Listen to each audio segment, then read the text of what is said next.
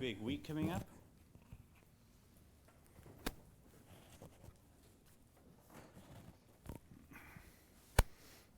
So we say on Rosh Hashanah, all the energy for the whole year comes down in one massive zip file, and we want to get ourselves prepared for that. We want to go through the past year and take care of any static. We want to defragment our own drive, as it were. So this is a beautiful tool for that. So whether you're listening online or whether you're here, you want to focus your mind on what's up ahead.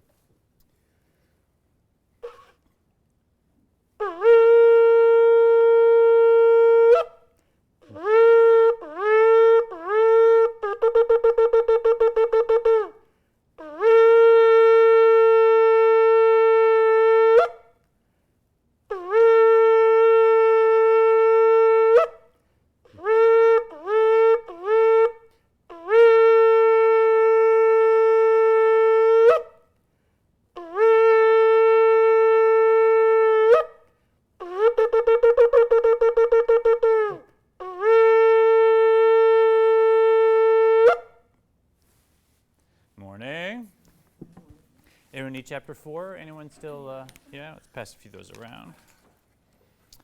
Here, grab one if you need and pass it on.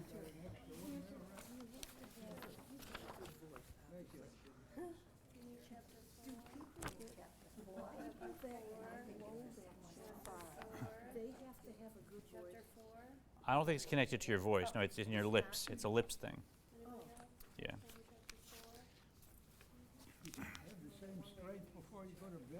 I don't know. I blow it in the morning, generally. So welcome, everybody. It's good to have you. Welcome, whoever's online. I know, Rick, I think you're watching. I hope you're recuperating from small stuff going on. We send our love and our healing to you. We started, and today we're going to be in Chapter 4 in Lessons from Tanya. If I'm not mistaken, we're starting on top of page 83. Yeah. So we started with Chapter 1, where we're introduced to one of the axioms of living a life as a soul in a body. And that is, before we come into a body, we're given an oath to try and be a tzaddik, try and be a righteous person. Yes? I'll take another. I don't have 83, I think. Yeah, it's the other side of 82. Oh, yeah, backside. So, like, this is 82? Oh, okay. There. Yes. If you got the photocopies, they're double-sided, so you want to. So we should try and be a righteous person and not be an egocentric person. But the flip side, even if the whole world says, that's it, you've arrived, you're perfectly righteous, still see yourself as Russia, as an egocentric person. And then we go through a number of questions. We see some definitions of the types of people that there are, 5 total that we're examining. 2 types of righteous person, complete and incomplete.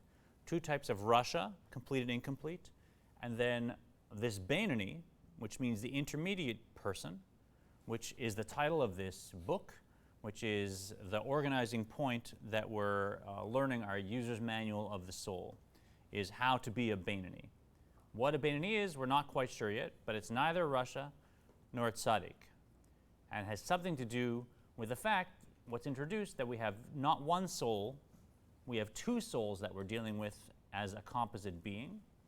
So flowing through our body, there's either the nefesh elokit, or the first soul, which we're introduced to in Chapter 1, the nefesh behamit, the animal soul. And the direction of the nefesh behamit is like this, towards myself, in the purest form. And the reason we learn about the nefesh behamit first is because, in fact, it arrives first in any human. Right? When you're a baby and you're born, you're not really thinking, I'm hungry, but mom and dad are stressed. I'll wait a few hours before I start crying. They'll get some sleep. It'll be better for everyone. That's just not how a baby thinks. That soul is not flowing, right? If they're hungry, they cry, and nobody's bothered by that. I mean, it's stressful, but no one blames a baby for crying. It's not inappropriate, because we even know intuitively a baby is all nefesh behamit in the purest form, and it's not problematic. It's just purely selfish. That's what a baby does. And even children, we do see them starting to model other-centered behavior, but generally, when I was a child and I did something for someone else, it's because I felt bad for them. right? I saw them suffering, and I felt horrible that they were suffering, so I wanted to relieve them. But who was it that felt bad? It was me that felt bad. That's why I relieved them. I had a conscience, I had a guilt, I wanted to help people because I had a feeling inside like, oh, that's horrible. Now that may be beautiful, and Nefesh B'Amit can do wonderful things for people in the world, but still, it's this direction. Who felt bad? I felt bad. So I wanted to share my crayons. I wanted to make them feel better. I wanted to apologize for what I did. So even when a child grows, they're learning to model behavior, but the true other-centered soul is not there in full force. That comes second, and that's why we have a bar and bat mitzvah. Because bar and bat mitzvah is a celebration that Nefesh Elokit, the second soul, has now entered in full force, and now they're prepared to do the balancing act of trying to be a Beinoni, as it were, of balancing my other-centered drive with my self-centered drive.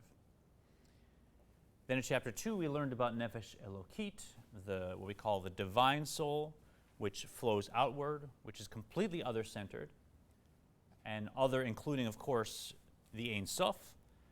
So the Nefesh Elokit recognizes that it is simply, literally, a piece of the Ein Sof that has been blown into us from deep within the infinite, and also that it is like a child of a parent always attached to its source.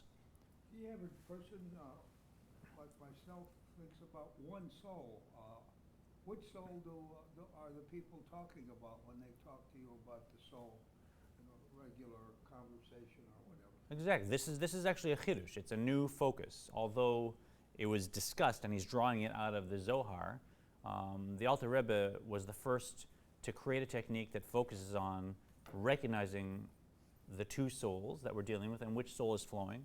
So before that, most people thought of a soul as a soul, right? And sometimes my soul is misbehaving, sometimes my soul is behaving. He says, if you're a tzaddik, that's fine, because every impulse is going to be helpful. But if you're a normal person, you want to start to distinguish when is it my Nefesh B'Amit, and when is it my Nefesh Elokit, and how can I learn to manage the two, and how can I learn to steer more towards Nefesh Elokit. So it's a new way of organizing our approach to the soul flowing through the body, or the souls. And then in chapter 2, we learned that's why there's such a structure to the Jewish people. If every soul is actually a spark of Ein Sof, a piece of the Ein Sof, why aren't we all just tzaddikim? It's because the Jewish people are one being. One multidimensional being that flows through time and across space. And each one of us is like a cell in that being, and we're connected to the whole being. And every being is complex and needs many parts. It needs an inside and outside, it needs fingernails, it needs eyes, it needs a brain, it needs a heart. So in every generation, there's those of us who are more like the head or the heart of the Jewish being, and there's also those of us who are more like the feet or the fingernails, but we're one complete being, and I want to have my fingernails. I wouldn't want my fingernails to become brain tissue. That would be awful. Right? So the Jewish being also needs all of us, even us who seemingly are the more superficial souls. We're all bound up, and we all draw life from the same source. Then in chapter 3, we looked at some of the structure of the divine soul, and that's where we get into the 10 sfirot, the tree of life that some of us have studied, which in the big picture are emanations from the Ein Sof, from the infinite. But in my microcosm, my reflection of the big picture, which is my consciousness, they are 10 soul powers, you might call them, 10 attributes of my soul. There's one main division. 3 of them are intellectual, Chokhmah, Bina, and Dat, right? Inspiration, understanding, and knowledge. And then the rest are emotional and interactive, behavioral.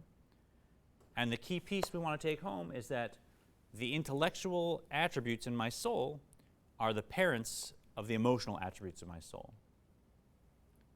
Even though it may not seem like it, even though I sometimes have knee-jerk reactions and my heart gets in front of me and I start yelling and rationalizing, every emotion that I have came from some intellectual flow that preceded it, that repeated until finally I felt something about it. And although the feeling is a new creation, it still has its root, its kernel of its intellectual source within it. And I can still reel it back, I can still guide it, and I can create new emotions.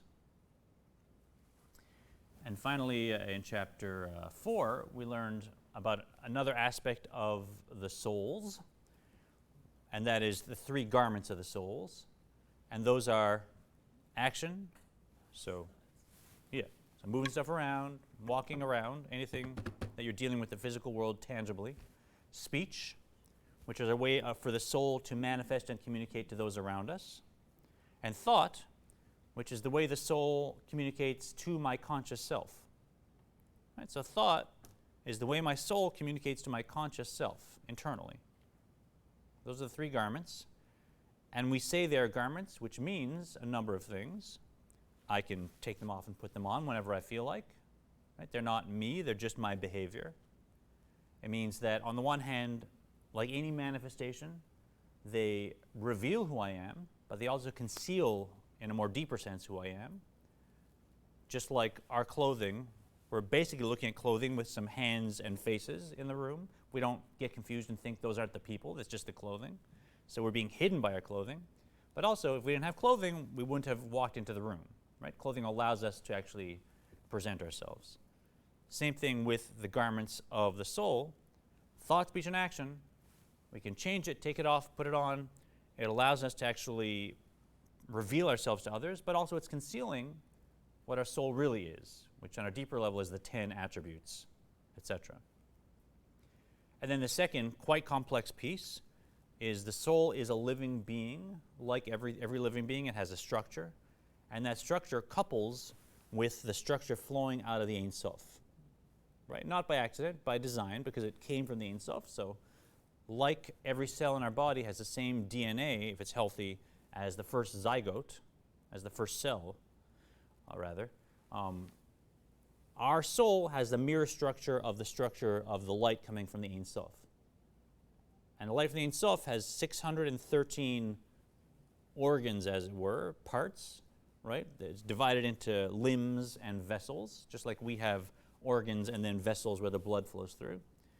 And we're told also our soul has 248 organs and 365 vessels, which combine to 613 aspects. And that's an actual structure of our soul in Kabbalah. An actual structure of our soul. So we're seeing a very complex picture here, right? With 2 souls that flow through 4 worlds, which we discussed, which have 10 sphirot emanating as attributes within them, which have an envelope of 3 garments that are expressing in an external way, and those garments flow through 613 sort of organs and vessels that correspond to what's flowing through the Ein Sof. So it gets very, very complex.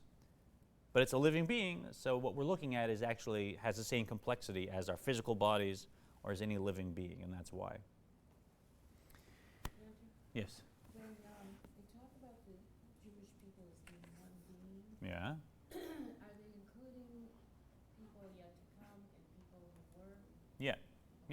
Yeah, absolutely. So one being in every generation, but also one being through history. So what Moshe brought down, I also benefit from, right? Even on a deeper sense, the mitzvot that the high priest did on behalf of all of the people of Israel, I somehow absorbed, even though I'm not there even in that time. Right? So we are one organism from beginning to end of time, throughout space, every being. And then we started looking, which is where we are now, that even though the garments seem like they're more external, and so they must be lower than the soul, there's a little trick that the Ein Sof plays on us, and that is that when the Ein Sof takes its chokhmah, its wisdom, or its ratzon, its will, and somehow projects it, it's not at all like the way we do. Right? If I write a book and then publish it, someone can pick up the book and read it, and they're not holding me. They're just holding a book. When the Ein Sof projects chokhmah, the Ein Sof never separates. There's no division possible within the attributes of the Ein Sof. And the Ein Sof is the knower, the knowledge, and the known all at the same time. Unlike us, where we're composite and we're constantly learning things that weren't part of me, that become part of me, it's a mistake, the Alter Rebbe says, to project onto the Ein Sof that the knower, knowledge, and known are separate. Is it getting cold for people? Yeah, everybody's cold? Adam, maybe could you do a favor and just ease off on the air conditioning? I appreciate it. But when the Ein Sof projects either will, ratzon, or chokhmah, wisdom, into the world, it still is Ein Sof. It's not a piece of Ein Sof that's separated and threw down like a baseball. And when the divine soul expresses its garments are the 613 commandments, Torah study and mitzvahs. Those are its garments. We think of them as just quaint traditions, perhaps, but Kabbalah says those are the actual organs of the Ein Sof. And when the divine soul expresses its garments, thought, speech, and action, of learning Torah, of blowing the shofar, of giving tzedakah, etc., then it is flowing into the chokhmah of the Ein Sof and the ratzon of the Ein Sof, that kabbalistic emanation, and is meeting the actual Ein Sof, which is far, far, far higher, infinitely higher than the root of its soul. So that's a strange thing. When we express the garments of Nefesh Elokit, we're actually causing our soul to elevate tremendously, even though here in the world it just looks like I could blow the shofar or not blow the shofar. It's an external reality. It must be lower than myself. Yeah? Very, very counterintuitive flow we have here. Well, it's full of seeds. I haven't counted them, but... I think that's the amount, of supposedly a right. Yeah, well, the image is that every Jew is as full of mitzvahs as a pomegranate is full of seeds. Because we sometimes think, well, I'm far from this, I don't really do this. But you know what? How many times a day did you act kindly to another person? How many times a day did you help someone in some way that technically is charity? Maybe your time, even though you don't think of it as charity. So we do mitzvahs all the time, just reframing them as a mitzvah being from tzavta, from connection, that these are ways of connecting with the Ein Sof, which is beyond spirituality. Right? It's not available in the spiritual, the Ein Sof. You can go as spiritual as you want. It can still be nefesh ba'amit, being spiritual, right? And you don't have access to the Ein Sof in the spiritual either.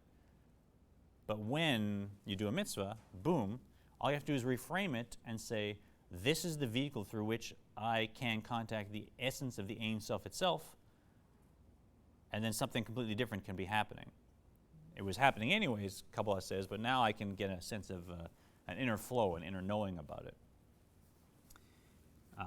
Top of 84.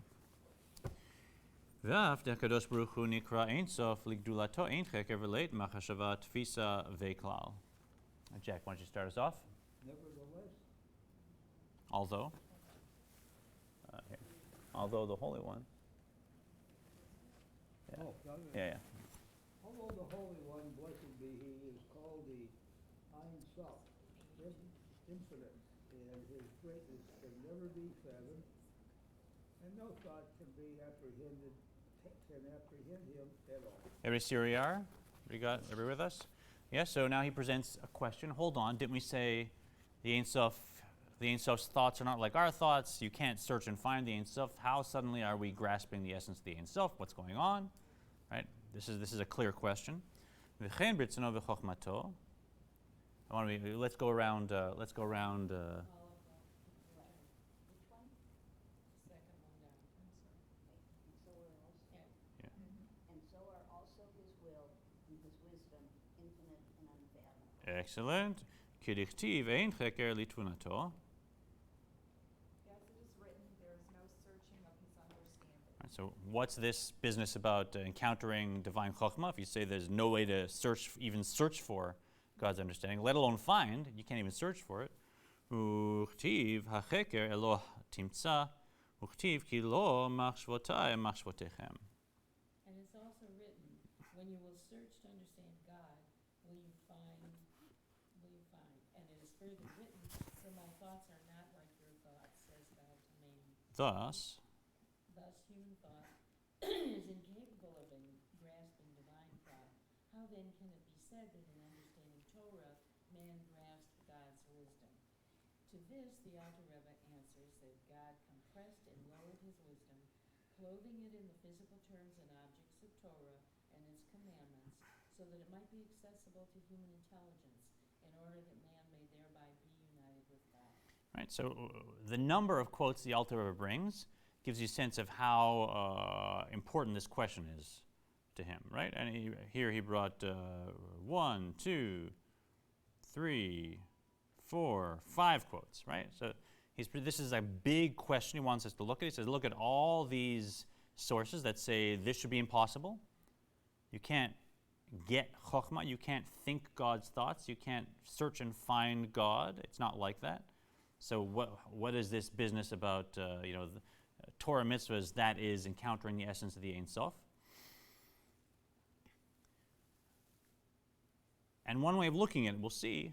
Let's read his first. Hine al ze amru b'makom she'ata motzeh gdulato shel HaKadosh Baruch Hu sham ata motzeh an v'tanuto. Concerning this disparity between human intelligence and divine wisdom, our sages have said, where you find the greatness of the Holy One, blessed be He, there you find His humility. I.e., Keep going, yeah, so how can we, keep going. Okay. How can we approach God's greatness to find it and be united with it? Through His humility, by lowering Himself to our level. so one approach to answering the question is God is infinite, God can do anything, God has infinite power. So you can't say, oh, well, then God is just a transcendent Ein Sof that can't enter into the details of reality, because you're limiting God's power. Now God's not infinite. See, if God is infinite, even though to us it makes no sense, that includes being able to manifest in minute physical details, right? And actually channel all of God's essence without any separation into actual mamash, tangible physical realities, right? So we think we're holding an etrog and some branches, and to us it's just tangible physical reality. I could take it and move it around, I can pick it up, I can smell it, I can measure it. And we say, how can an infinite light compress itself so that its essence is actually still here in this tangible physical reality? And the Alter Rebbe says that's God's humility, and it's the same as God's greatness. God is so great that God can compress all of the Ein Sof into a fruit and some branches so that we can actually interact with it. And so it's one approach. V'yitzimtzem HaKadosh Baruch Hu b'ritzono v'chokhmato b'taryag mitzvot HaTorah uv'hil chotehen. God compressed His will and wisdom in the 613 commandments of the Torah and in their laws. As mentioned above, the logic of the law represents divine wisdom and the ruling divine will. And so we get the logic of it. If the Ein Sof has chokhmah and ratzon, then when the Ein Sof wants me to give charity, say, then that physical reality of me giving the coin, that is still the will of the Ein Sof, and me learning about the benefits of it through Torah, that is still the wisdom of the Ein Sof, right? I mean, you can make the rational connection, but it's, obviously it's not provable, right? You got to either experience it or approach it with faith. V'tzerufei otiot Torah nevi'im ktuvim. And in the letter combinations of Scripture, Torah, Nevi'im, and Ketuvim, the very letters and words of Scripture contain God's will and wisdom. Wherefore, even one who is ignorant of their meaning fulfills the precept of Torah study by merely reciting them. So again, I think I'm looking at a scroll that's done with all kinds of ritual details. That's the result of history and the result of our culture. Kabbalah is saying the Ein Sof has played a trick here, and Chokhmah is actually right here. That's what holy means. Holy means it's part of the physical world, but it's separate from the physical world because it hasn't got any identity of its own. It's still nullified as part of the Ein Sof, not even part of. No worries, no worries. Hopefully you can catch up on the video. Well, good. Udrashotein shebe'agadot midrashei chochmenu zichronam levracha. In all of these did God compress His will and wisdom in order that every neshama, or even the lower soul levels of Yeah, it's fine. Yeah? And God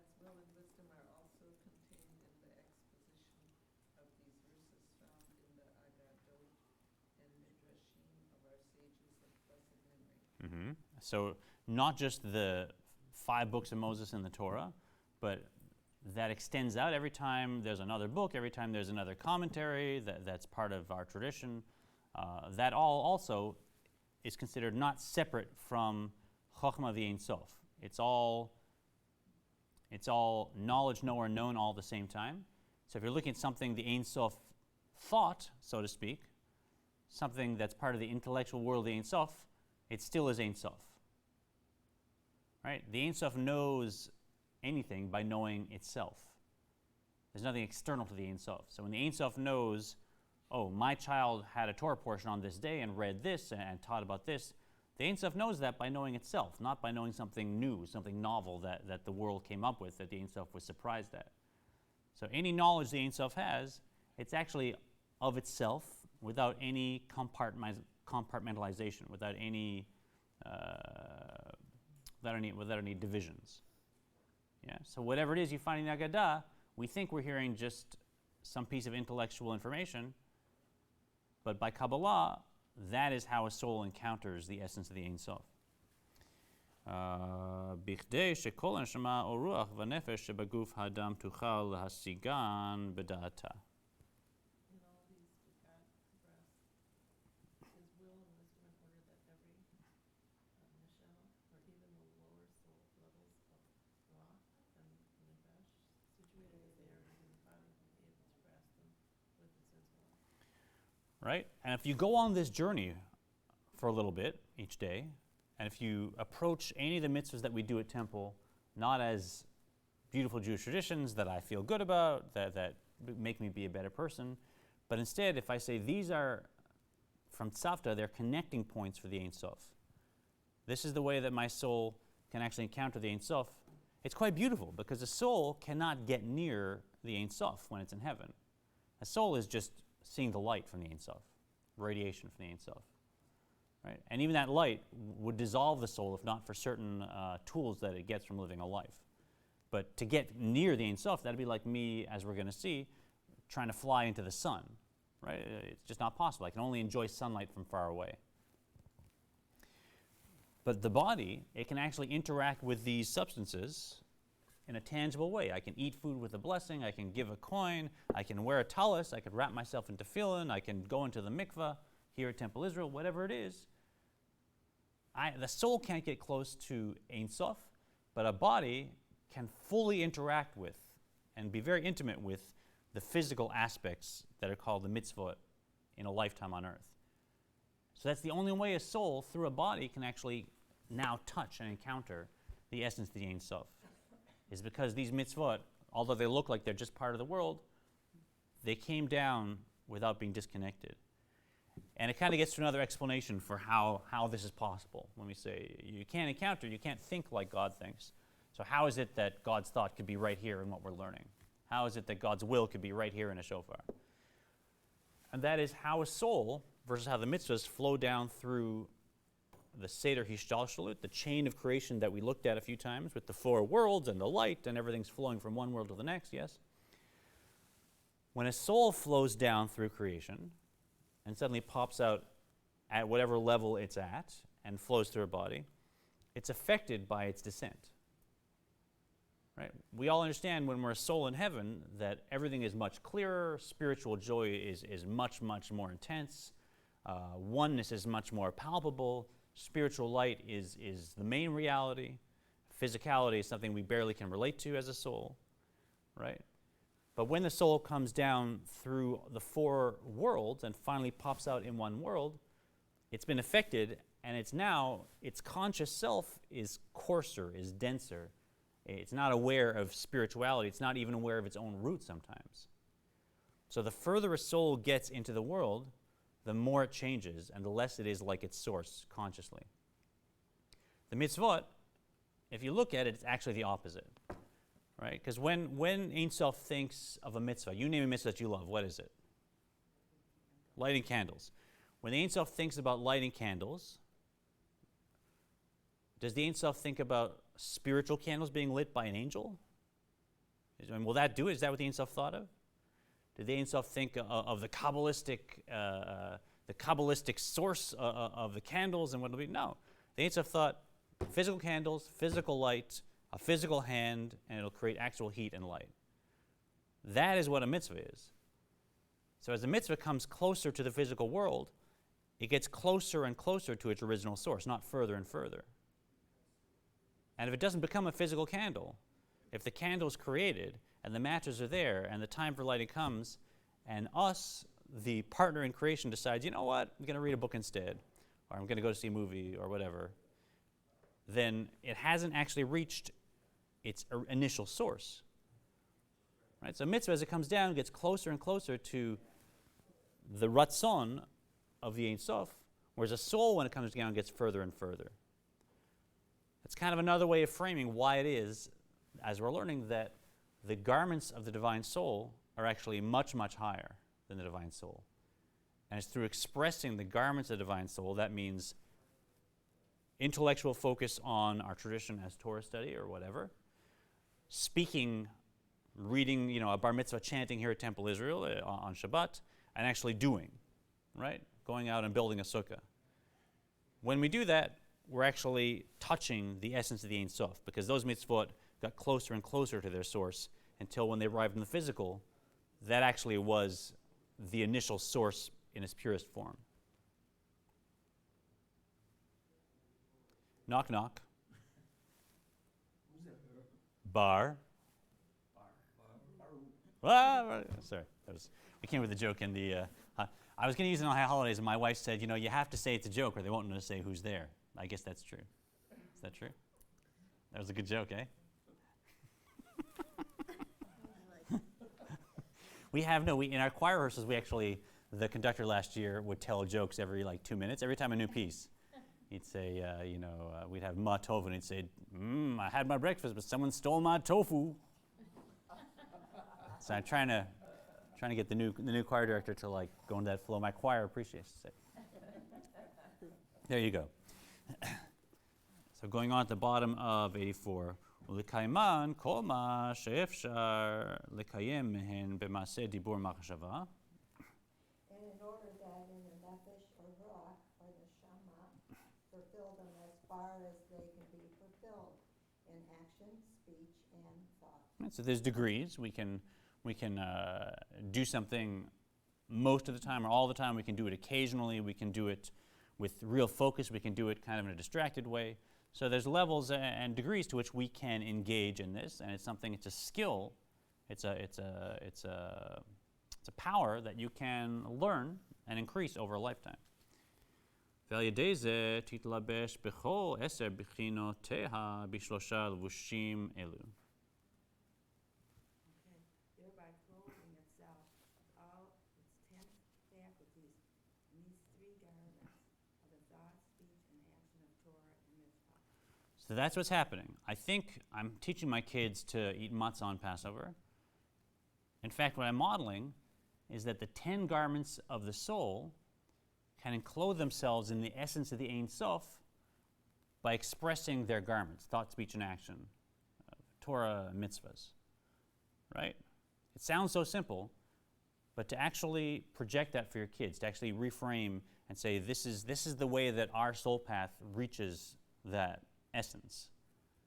It's a lifetime of reframing that the physical world is not what it appears to be, and that even Jewish tradition is not necessarily what I've been taught or what I've been raised. It's almost upside down.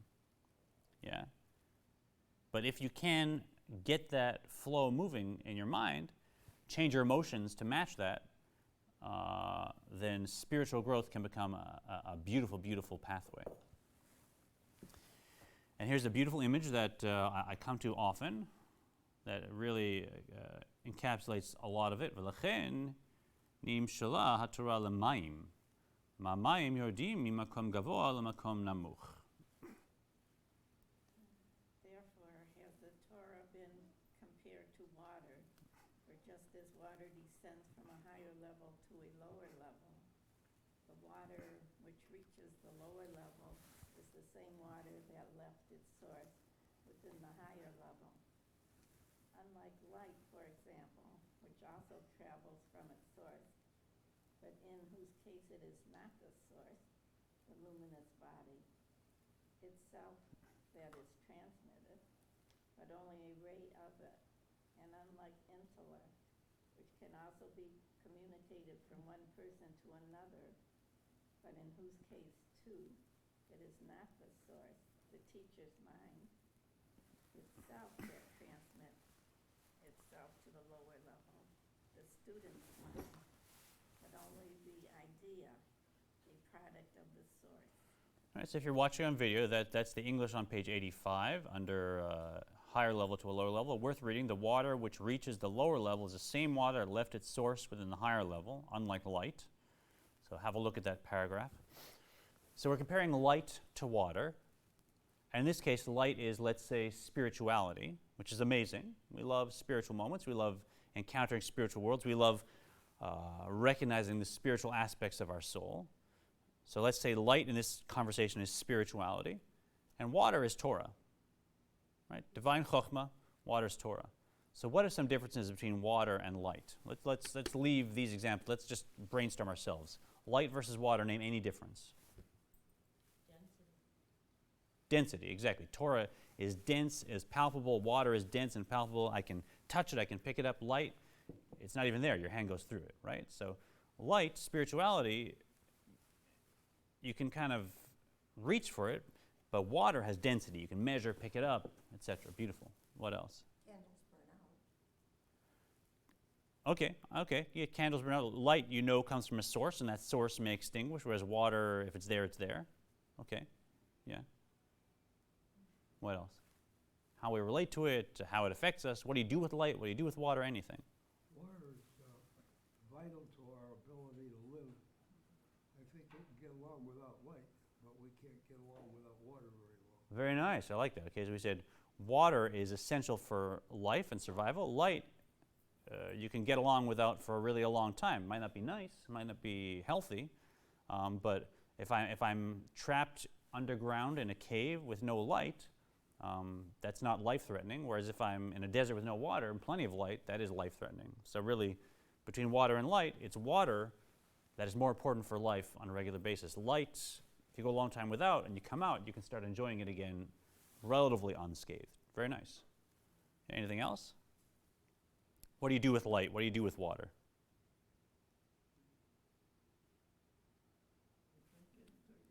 You drink water. You breathe? What do you breathe? Oh, but light though, not air, light. Yes, I don't breathe light. What do I do with light? See, okay. So light allows me to perceive. Light perhaps broadens my perspective. Light, sure, allows me to connect with people in a better way, etc. But water, we said we drink it, right? It actually enters into me. It's not external. I wash myself with it. It makes me clean. It has an actual effect on me. Yeah? Yeah? Sometimes light is knowing as well. Yes, light is knowing. Yeah, light is illumination. No. Light, so Yeah, so sometimes it's true. I might encounter Torah, which is water in this case, and it's allowing me to live, it's cleaning me, it's having this effect on me, it's making me fresh, but I might not even know it. I might be just doing it because I'm Jewish, that's what I do, right? It has this effect on me, but I don't even know it. It's the light that says to me, oh, look at the reality of this, look how beautiful it is. So I might encounter water without the spiritual aspect and not even know that that's happening, that it's what's sustaining me. But here the Alter Rebbe is saying, no, the Torah is like water. Yeah, it is more important for your life even than the light. And the Alter Rebbe's point, which speaks directly to what we're saying, in that when I encounter a mitzvah, that is the Ein Sof in its original state, essentially. That's another big difference between light and water. Right? We all walk out into sunlight. Is it the sun actually here on Earth? Right? Does the sun leave its place and come down Earth and incinerate the whole Earth? No. Right? I only encounter something that left the sun. It's a radiation from the sun. It's not the sun itself. And the further I am away from it, the more and more dim it becomes. It changes as I get further and further away. So light is neither the original source, nor is it even the same as it was when it left its source. It gets more and more dim. Right? Whereas look at water. If I have the largest waterfall in the earth and it's hundreds of feet high and it's this beautiful pristine water is flowing down into this pond and I want to get that water to the top of the waterfall. I'm going to get a ladder. I'm going to climb up. I'm going to reach out I'm going to get the water right from there. Do I have to do that? No, because what's the difference between the water on the top of the waterfall and the water in the lake at the bottom of the waterfall? No difference at all. Exact same water. Yeah? So the water that I go like this and pick up from the ground, from the lake, is exactly the same water in exactly the same state as it was at its source. It has not changed at all. That's Torah. That's Torah. We think we're down here, it's found its lowest point, it's down here in physical reality, it's gathered together in this whole pool of knowledge, and I can just do this and pick it up. But no, I want to get divine chokhmah, it's up there, how do I get that? Well, it hasn't changed. Yeah, it's like water, and you don't have to climb up to the highest source, you can't even get there. Right? It's an illusion to think you can get up to the Ein Sof through spirituality, but it's flowed down here in our tradition, and it's exactly the same water. Yeah, so it's not like light, and that light is not its source and got dimmer. It's like water in that it arrives here and it's exactly the same as the source. And so again, that's why the garments of the divine soul lift the divine soul up well above its source, because you're dealing with the essence of the Ein Sof with those garments. Any questions on that? That's a lot of leaps. Yeah? You also think about the fact that water has tremendous power. Ah, okay. What was that? What does that tell us? Well, that we have the potential for power with Torah. Very good. Yeah. Light. You put up a little sheet, and suddenly all the light stops. Right? It doesn't get through. Water, not so much. Right? Water builds up, and it can create huge canyons. It can do many things, productive and destructive. But absolutely, the sense that when the Ein Sof arrives here, we think it's just gentle, fun Jewish stuff, but really, we're dealing with great, great forces here. Very good. כך התורה יורדה ממקום כבודה.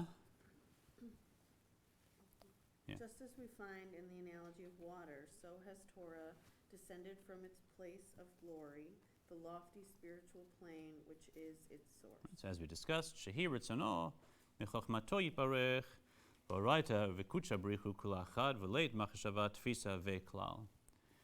In its original state, it is God's will and wisdom. And this is from the Zohar.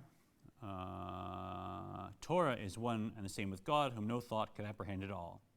On that plane, Torah is incomprehensible to man, as is God himself. So, God, as the essence of the Ein Sof, is in the highest spiritual planes, and before Tzimtzum, that forget about it. You can't grasp what divine thought is, what divine intellect is. That's completely different than anything we can experience. We're limited. Right? As we said, we can't think that we can get closer to the Ein Sof by going into the spiritual. Right? We're limited, and there's an impossible gap. We can't. Thanks, Noreen. We can't meditate and find it. We can't improve ourselves and find it. It's an unbridgeable gap. However, once it comes down here, now we can actually understand it, touch it. When I learn the Torah about an ox that gores something, that I can wrap my head around, and that's the trick. The Ein Sof has brought it down like water in its exact same form. So though I can't think I can understand Chochmah V'Tzilus, I can understand an ox that gores, and that is God's humility, that the Ein Sof is still there, just like water in its essential state. ומשם ניסה ויורדה בסתר המדרגות ממדרגה למדרגה בהשתלשלות העולמים. From there, see bottom of the page? Yeah, here. From there, the Torah has journeyed in a descent through hidden stages. Stage after stage in the Hishtalshalut. of the world. That is the chain-like order of interconnected spiritual worlds. Explained more fully in chapter 2. Torah descended through all these levels. עד שנתלבשה בדברים גשמיים ענייני עולם הזה שהן רוב מצוות התורה ככולן והלכותיהן. Until. Yes.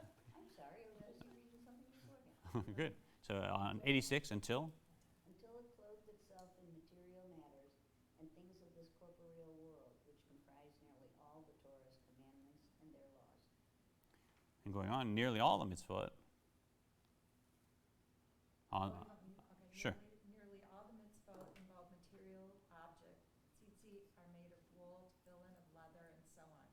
Even the spiritual mitzvot involve material objects in their halachot, the laws governing their practical application. For example, the mitzvah of loving one's fellow, although essentially a spiritual mitzvah as it consists of an emotion, love demands that one aids his fellow Jew materially, financially, etc., these being concrete material expressions of a spiritual mitzvah. Yeah, so nice point. All the mitzvot involve physicality. So in a way, we've translated something which is impossible for us to grasp or understand down through many different levels of translation, so to speak, until it's reached the physical, which is something we absolutely can understand if we have a body. So when we're alive, now we can understand something, but it is a perfect essential connection with the essence of the Ein Sof. And here Steinsaltz sums it up beautifully in his commentary on the Tanya. Thus, the Torah links the infinite to everyday life. It stretches upward to infinity and extends downward step by endless step to a level that anyone can relate to at any time, expressing the divine wisdom within the context of our reality. And our reality is a reality graspable by the body, a reality with which the body can build an involved physical relationship, so that the soul that dwells and operates within the body can experience it, identify with, and fuse with it. So the Torah, while being infinite divine wisdom, is at the same time also definitive and intelligible to humans. It is the synthesis of God's greatness and God's humility, a synthesis that expresses the very essence of the divine. Yeah, you see what's happening here? How am I doing for time? Okay. So it's one thing to hear this stuff, and it may be a big leap to say, who says, right? Well, the Zohar says, and some of the greatest Kabbalists of all time say, but the trick is not getting this information. The trick is actually inserting the slide, so to speak. Right? You remember those slide projectors where you put the slide in and you get a new slide and new slide. Right? So you could have the most horrible image, and suddenly you click it, and there's a beautiful baby. Right? So this is a new slide that we can actually, and in chapters 9 and on, we'll learn how to insert these slides. We can actually insert it into our consciousness. And so the next time you're doing a mitzvah that you love to do, and that's part of your life, and that's part of who you are, maybe just try this. Perhaps, instead of looking at it as, I always do whatever, lighting the candles, or coming to temple on Friday and saying the Shema, right? Perhaps you can add to it by inserting this Tanya slide and saying, hold on, this isn't just physical stuff. New slide that I'm going to insert that says this is actually the essence of the Ein Sof. Where does infinity come in here? The whole thing, right? Because infinity is the source, but then through its infinite power, it's actually compacted itself and flown down through the world's creation until it actually is also the prayer book at Temple Israel where you say the Shema. Yeah? So it's both of those are one and the same. Yeah? Is infinity definite someplace? I don't know what you mean, definite someplace. In my mind, infinity goes and goes and goes. Yeah? Is there a place where it stops? No, there's no place where it stops. It can't. So, yeah, you can. That's my point. Yeah. The point is, does God have any kind of infinity? Does it stop any place? It doesn't stop any place. Yeah. But the trick is, the shofar stops someplace, right? So that infinity, as it is from God's perspective, it's baffling to me. I can't get at it at all. So Kabbalah says God has taken it and allowed it to flow down with God's will and wisdom into reality, unseparated, in a way that actually I can grasp. because the shofar has a beginning and an end. I can blow on this end and make that kind of sound. Right? So that's this pathway, that's this slide. Is that a lot of us want to meditate and become spiritual and have more and more spiritual experiences, but God's hidden from that. The only way for a soul, and a soul which is basking in all that light and enjoying it, waits thousands of years to come into a body for the opportunity to actually be able to touch the essence of God. Yeah. Why, if that's true, then why is our soul not knowing that this is what we should be? Like, if we know this in the spiritual realm, but we're born into a body that knows none of this, Yeah. that if I hadn't encountered you or come into this class, Yeah. where was I going to ever come to this conclusion? So what would be the purpose of putting a soul into a body that knows nothing? It's a growth experience. It's a growth exercise. But if I'm not exposed, I'm not going to grow to know it. Yeah. I hear what you're saying. And looking back in my past, I might say the same thing. You know, I grew up in a family where this stuff wasn't really part of our culture. So, so how could I have figured it out? However, here we both are. Right? And Kabbalah says that that's divine providence. So it's not like our whole path of our life was without exposure to it. And Temple Israel is a great place to learn about a lot of stuff. We have Musar, we have Torah, we have Hebrew, we have social action. So it's not like if you're not in a place that teaches this, you never kind of got any of the threads that are possible. But I mean beyond Yeah. if you weren't exposed to Temple, you weren't exposed. Okay. Yeah. Yeah. So I'm just wondering, as a soul, if you come into a body and you make choices before to come into a body, and then you're into a body, but you're not exposed to even anything that's going to get you anywhere. Yeah. So if we were like angels, and if anyone wants, the class is done, I actually have to run very shortly, so feel free to head. This is now post-class discussion. Good stuff. But if we were angels, who it was just automatic. We got here. It was all clear in front of us. We had a connection with our inner knowing. We knew this was wrong and this was right, and we all kind of found our way to our own true highest self.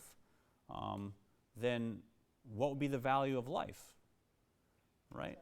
Because God didn't make the world for it to be an automatic thing that necessarily does the right thing all the time. God made the world for there to be another being in the world, humanity, that has a choice and can do the right or wrong thing, but then does choose to do the right thing. And isn't that amazing? Listen to the end of that story. That's phenomenal. We finally figured it out, right? And all this new light comes and this joy. It's a beautiful exercise in growth. We learn, we grow, we become closer to God than we were when we were in heaven. If we didn't have free will, if what you said was and it sounds good, why don't we all have it laid out right in front of us? Why isn't it obvious to us? If that were the case and we were more like angels, then what would be the point of creating the world? For us to come down here and always do the right thing? There'd be no surprise when we did the right thing.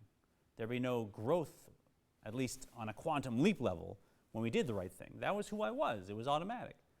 But when we're brought down and perhaps given a body where this is not at all visible, it's all blocked out, because we learned in chapter 1, we get a garment that is more or less receptive to spiritual realities. We may have a very, very dense garment that we receive. And if our soul is one of those souls that flows down into the physical level and doesn't really vibe with spiritual stuff necessarily, then when we finally say, hold on, I'm going to think about other people before myself, I'm going to live life bringing joy to the Ein Sof rather than bringing satisfaction to me, now our soul has a leap upwards from its original state, and it can grow leaps and bounds, right? So both for the Ein Sof, it's a lot more interesting and creates new light if we have free choice, and we don't necessarily have it on automatic. And for us also, the descent is for the sake of a much, much greater ascent, right? When our soul comes down with blindfolds on and can do the wrong thing, but then does do the right thing and finds its way back, it actually learns to grow higher and higher above its original station before it came down to a life, which both of those things would be much less real if we all kind of had it right in front of us, if we automatically did the right thing. Yeah? Good stuff, everybody. Shana Tova Mituka. I hope you're written and sealed for a beautiful year. And don't forget, on Rosh Hashanah, it's a chance to take what you've learned and really elevate it. So this doesn't stay here. When we're here at synagogue in services, bring a little focus onto this, and you'll see you can actually create something dynamic that moves upwards.